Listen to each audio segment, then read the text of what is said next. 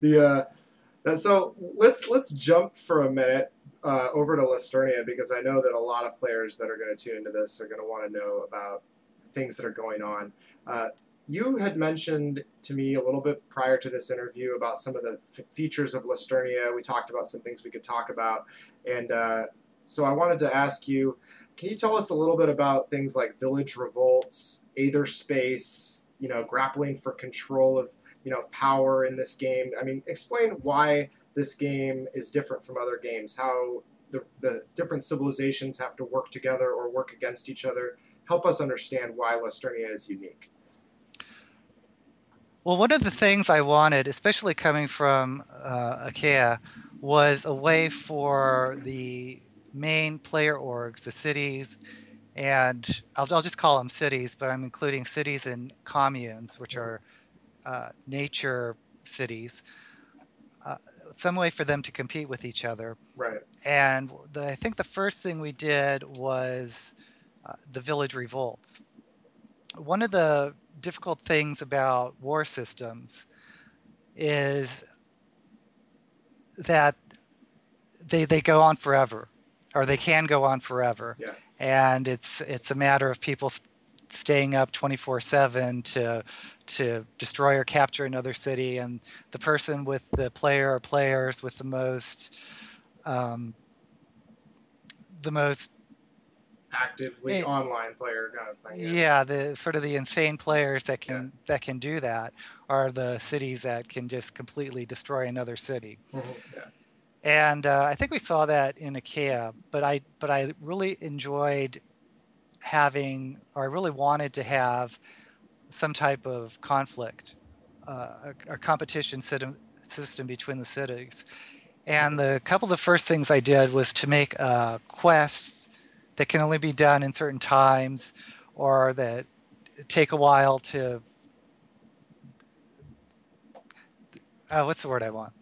To Anyway, build up to a certain point before you can activate the quest or activate the yeah, feature.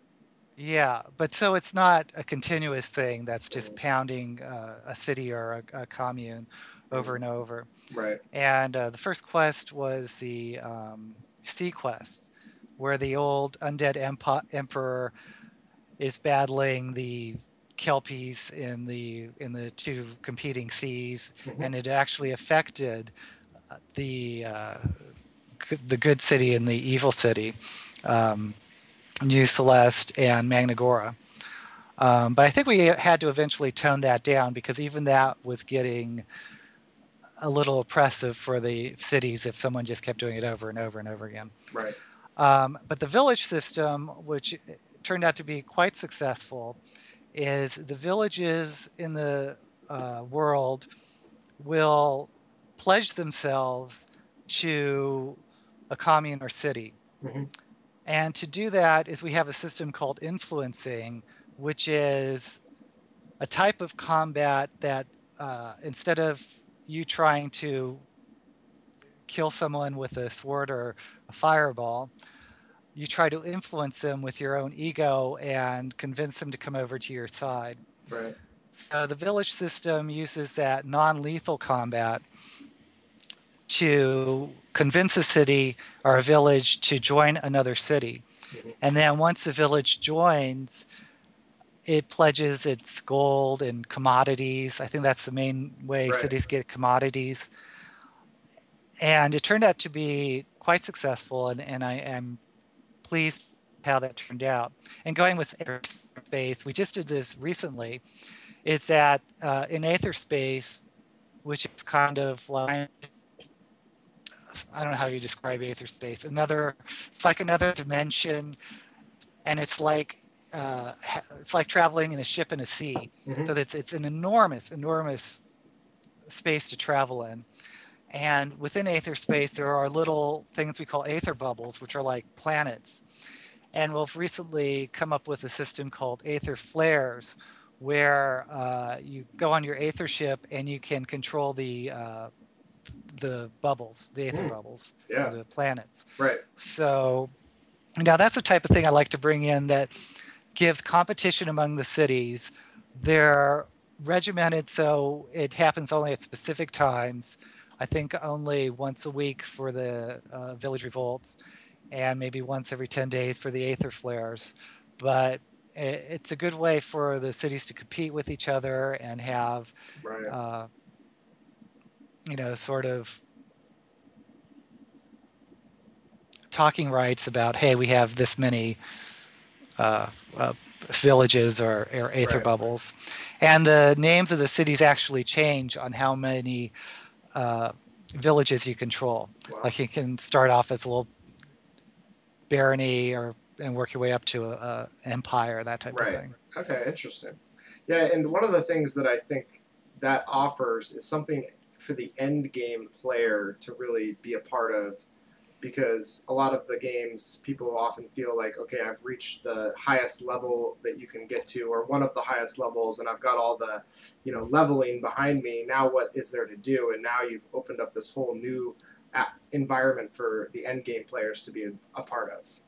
Yeah, I think I talked to you earlier about how much the political system is or the politics within their own within the own cities and communes become such an important part for the players, Right. and it's really something for them to work towards, and there's definitely things you can do to raise your city up and make a name for yourself. Yeah, it sounds So like it.